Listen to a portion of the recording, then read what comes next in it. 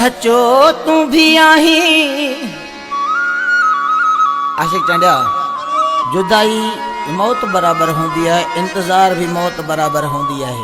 महबूब जा पैगाम जॾहिं मिलिया आशिक खेत ज़मीन आसमान हिक थी वई। महबूब जा पैगाम मयार हुआ ते मुंहिंजा आशिक तू याद ही कोन थो करी, हर पल असांखे तव्हां याद आयो।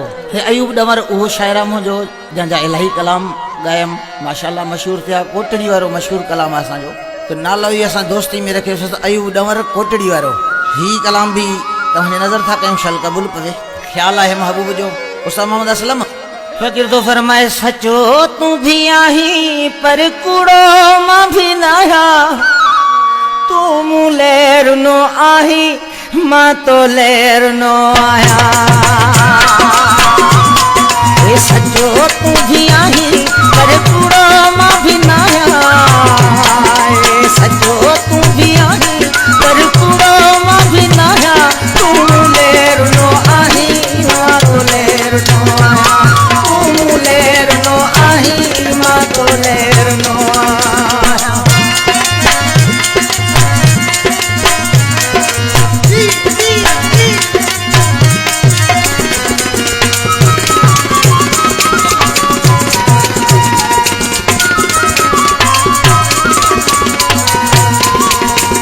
तुझी गल सही आ जब जुदाई थिया। अरे हो जागा कया थई निंद मां भी कान कया।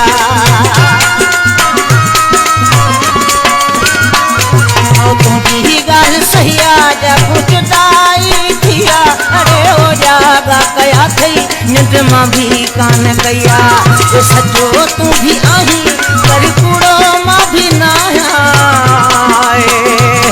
आओ। सचो तू भी आही पर कूड़ो मां भी ना आया। तू लेर नो आही मां तो लेर नो आया। तू लेर नो आही मां तो लेर नो आया।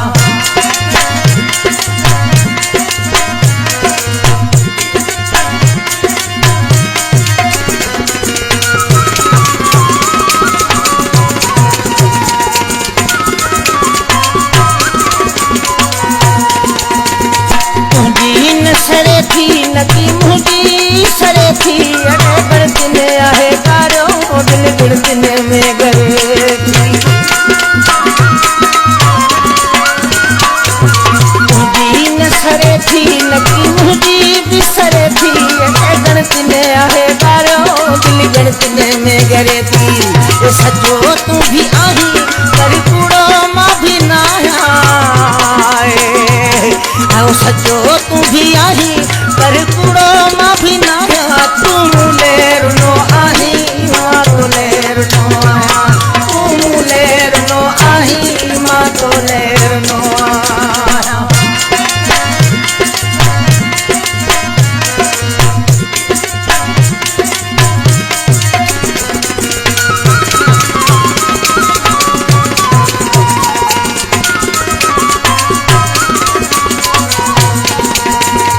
अयूब डमर जे बई जुदा थिया आहियूं। तू हुते मां हिते पंहिंजे वस में नाहियूं।